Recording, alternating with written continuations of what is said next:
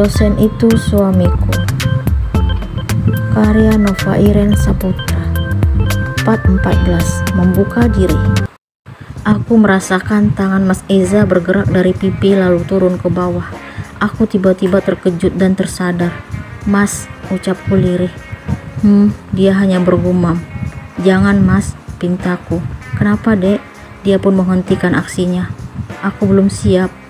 Aku belum mampu memenuhi apa yang ingin Mas Eza lakukan." "Apa alasan kamu Dek? Kenapa belum siap?" "Aku juga nggak tahu Mas. Intinya aku belum bisa sekarang." "Kamu marah dengan apa yang kita lakukan?" Aku terdiam dan bingung menjawab pertanyaannya. "Aku minta maaf." Dia justru meminta maaf. "Kamu nggak salah Mas." Aku merasa bersalah, tetapi tidak mengerti dengan isi hatiku yang sebenarnya. "Terus kenapa Dek?" "Aku minta kamu sabar ya Mas," pintaku kepadanya. "Aku akan tetap sabar menunggu sampai kamu benar-benar siap Dek. Aku sangat mencintaimu." Dia mendaratkan sentuhan di keningku. Aku tetap diam. "Maaf atas sikapku padamu tadi pagi di kampus. Aku sengaja bersikap lembut pada Cindy. Aku sakit saat melihatmu bersama Dika," lanjutnya. "Hatiku jauh lebih sakit saat kamu menuduhku yang bukan-bukan Mas. Kamu tega mengatakan sesuatu yang tidak kulakukan. Kamu tidak tahu gimana rasanya berusaha lepas dari Dika." "Ya Dek, aku benar-benar minta maaf. Api cemburu yang membakar hatiku hingga membuatku berpikiran seperti itu terhadapmu. Aku hilaf." Dia memberikan penjelasan kepadaku. "Terus terang, aku sedih banget Mas." "Jangan diungkit lagi ya. Aku merasa bersalah." Dia pun berlutut di depanku, lalu menggenggam jemariku. "Terserah kamu aja Mas menilaiku seperti apa." Aku tetap merasa bersedih dengan tuduhan yang dia berikan. "Jangan ngomong seperti itu Dek. Aku mohon, kamu tetap yang terbaik bagiku." Dia mengusapkan kedua telapak tanganku pada kedua pipinya. "Terus terang, sebenarnya aku juga merasa bukan istri terbaik untukmu Mas. Aku sangat membencimu dari awal pernikahan kita. Aku merasa kalau kamu penyebab hilangnya masa mudaku. Aku mengingat kembali saat perjodohan itu terjadi. Kamu yang membuatku berbeda dari anak-anak seusiaku saat itu. Aku merasa tertekan dan benar-benar sangat tidak mengharapkan kehadiranmu. Tapi aku tetap kuat dan bersikap biasa, seolah-olah tidak pernah sama sekali membencimu. Aku mengutarakan isi hati dan perasaan yang telah lama aku pendam selama ini. Aku tahu kok, aku merasakan sikap dinginmu terhadapku. Karena itu aku berusaha membuatmu merasa nyaman dan memenuhi semua keinginanmu. Aku ingin membuktikan betapa besarnya rasa cinta dan sayangku padamu. Entah kenapa, aku merasa tersanjung mendengar pengakuannya. Aku ingin membuatmu lupa akan hubungan kita yang dimulai dari sebuah perjodohan. Aku ingin kamu tetap menganggapku ada dan berusaha membuka hati dan perasaanmu untukku. Penuturannya benar-benar sangat menyentuh. "Jadi, perhatian yang kamu berikan selama ini bukan semata-mata karena tanggung jawab, Mas?" tanyaku penasaran. "Bukan, Dek. Mungkin karena kamu masih terlalu muda saat itu, hingga tidak bisa membedakan cinta dan tanggung jawab. Aku udah jujur kemarin kalau cintaku padamu tumbuh sejak pandangan pertama melihatmu. Jadi, saat tunangan itu kamu juga berbohong, Mas. Kamu bilang menerima pertunangan kita karena menghargai keputusan orang tua, dan dengan polosnya aku saat itu mempercayaimu. Aku terpaksa, Dek. Aku tidak mau kalau kamu merasa terbebani dengan perasaanku yang sebenarnya, karena tampak jelas di wajahmu kala itu kekesalan yang mendalam karena adanya pertunangan kita. Caramu salah, Mas. Seandainya kamu ngomong dari awal, aku pasti akan berusaha membuka diri untukmu. Maafin aku ya. Besarnya rasa cintaku padamu hingga aku tidak ingin melihatmu merasa tertekan. Aku sanggup memendam cinta dan perasaanku asalkan kamu bahagia hidup bersamaku." Dia kembali duduk di sampingku. "Tetapi kenapa pada akhirnya kamu jujur dengan perasaanmu yang sebenarnya, Mas?" "Aku sakit saat kamu mengatakan kalau pernikahan kita tidak didasari cinta, tapi semuanya terjadi karena sebuah kesepakatan. Dan aku juga takut kalau kamu terpengaruh dan tergoda dengan perhatian Dika. Karena itu aku harus jujur dan mengungkapkan kenyataan yang sebenarnya. Ternyata dia tetap berpikir tentang Dika. Aku sangat berharap kalau kamu juga akan membalas perasaanku, karena yang kulihat selama ini, kamu sudah mulai mengkhawatirkan diriku, peduli padaku, dan uring-uringan saat cewek lain mencoba mendekatiku. Aku berpikir kalau kamu sudah membuka hatimu untukku, tapi ternyata aku salah. Setelah aku mengatakan yang sebenarnya, kamu marah dan meninggalkan rumah. Aku benar-benar tidak memahami perasaanmu, Dek. Jangankan kamu, Mas. Aku sendiri juga tidak mengerti dengan perasaanku. Aku gak terima saat cewek lain mendekatimu. Aku merasa sakit dan sedih saat kamu bersikap lembut pada cewek lain. Apa arti semua itu, Mas? Sampai sekarang juga aku belum bisa memahami perasaanku. Aku berusaha menjelaskan apa yang kurasakan. Dia tampak kaget tetapi tiba-tiba tersenyum. Itu artinya kamu memiliki perasaan yang sama denganku, Dek. Kamu juga mencintaiku. Secara spontan dia langsung memelukku. Itu tidak mungkin, Mas. Aku berusaha melepaskan pelukannya. Apa yang tidak mungkin? Karena kebersamaan kita selama ini, rasa cinta dan sayangku mampu menembus dan menggetarkan perasaanmu. Aku bahagia banget, Dek. Aku semakin mencintaimu, istriku. Dia kembali memelukku.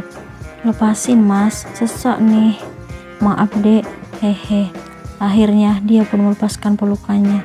Aku merasa lega setelah mengatakan apa yang kurasakan. Namun aku belum tahu pasti apakah ini yang disebut dengan cinta. Aku masih sangat bingung dengan perasaan yang sebenarnya. Semenjak kejadian malam itu, Mas Eza makin terbuka menunjukkan perhatiannya kepadaku. Tidak ada lagi rasa canggung dan takut jika aku tersinggung ataupun marah. Begitu juga sebaliknya. Aku mulai membuka diri dan ingin mengetahui isi hati dan perasaanku yang sebenarnya untuk dia. Enak ya, Dek, sore-sore gini duduk sama orang yang kita cintai sambil menikmati teh hangat buatan Bi Iem, ucap Mas Eza. Sore ini kami duduk di kursi taman belakang rumah. Aku hanya bergumam. Aku boleh rangkul kamu gak, Dek? Tanyanya.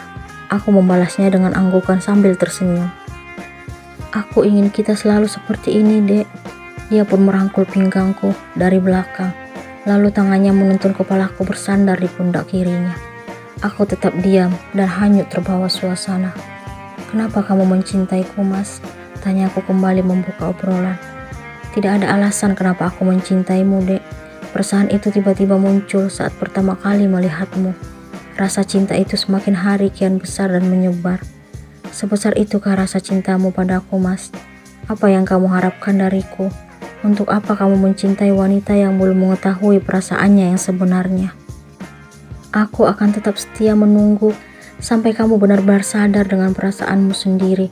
Yang penting sekarang aku udah tahu kalau kamu semakin peduli padaku. Itu udah lebih dari cukup untuk menyenangkan hatiku. Aku akan selalu bersyukur karena bisa hidup bersamamu. Dia mencium dahiku. Makasih atas cinta yang kau berikan padaku, Mas. Aku sangat terharu dengan semua sikap dan pengorbananmu. Aku janji akan segera mengetahui perasaanku yang sebenarnya. Aku akan tetap bersabar menunggu, Dek. Dia melepaskan tangannya dari rangkulannya, lalu memegang kedua pipiku.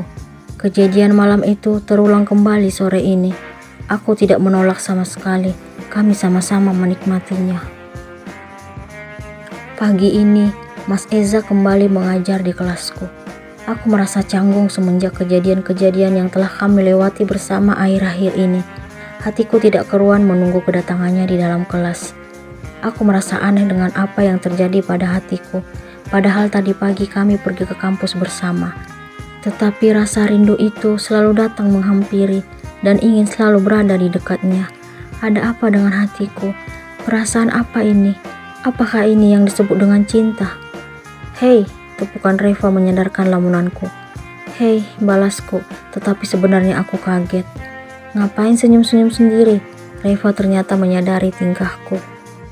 Enggak kok, jawabku mengelak. Jelas-jelas tadi aku lihat kamu senyum-senyum gitu. Hayo, lagi mikirin siapa tuh? Nggak mikirin siapa-siapa, balasku. Nggak percaya deh. Reva sepertinya masih penasaran. Beneran nggak mikirin siapa-siapa. Aku cuma ingat yang lucu aja. Jadi senyum-senyum deh. Aku terpaksa berbohong kepada Reva. Iya deh, percaya aja. Hehe. Selamat pagi semuanya. Mas Eza pun memasuki kelas. Selamat pagi, Pak. Balas mahasiswa dan mahasiswi di kelasku. Mas Eza akhirnya meminta kami melanjutkan tugas yang dia berikan kemarin. Tak kenapa jantungku berdetak kencang mendengar suaranya. Darah terasa mengalir lebih deras melihatnya berdiri di depan kelas. Hati ini deg-degan tidak keruan setiap dia melirik ke arahku. Aku salah tingkah, duduk tidak nyaman, dan semua serba salah. Aku merasa tidak mampu bergerak saat dia melirik ke arahku. Hati ini bergetar melihat dia tersenyum. Ternyata Cindy menyadari tingkah kami. Secara bergantian, dia melihat ke arahku dan Mas Eza. Pak, Cindy mengacungkan tangannya. Aku makin deg-degan. Iya, jawab Mas Eza. Saya perhatiin tingkah Bapak hari ini rada-rada aneh. Pertanyaan yang aneh menurutku dari seorang mahasiswi kepada dosennya. Aneh kenapa? Jawab Mas Eza. Sepertinya ada yang senyum-senyum deh melirik ke arah Bapak. Terus Bapak juga membalas senyumannya. Cindy ternyata sok perhatian. Memang kenapa kalau senyum-senyum? Wajar dong mahasiswa senyum sama dosennya. Mas Eza memberikan alasan. Tapi senyumnya beda, Pak. Cindy melihat ke arahku. Udah, senyum aja dibahas. Kerjakan tugasmu. Mas Eza sepertinya mencoba untuk mengakhiri kecurigaan Cindy. Aku merasa sangat lega mendengar jawaban Mas Eza atas pertanyaan Cindy. Hampir aja tadi Cindy mengetahui hubungan kita, Mas. Aku memulai obrolan saat kami duduk santai di ruang TV malam ini. Bagus malah. Rasanya tadi aku mau bilang supaya dia nggak larang-larang aku senyum pada istriku. Mas Eza mencubit pipiku. Jangan dong Mas, aku belum siap, pintaku kepadanya.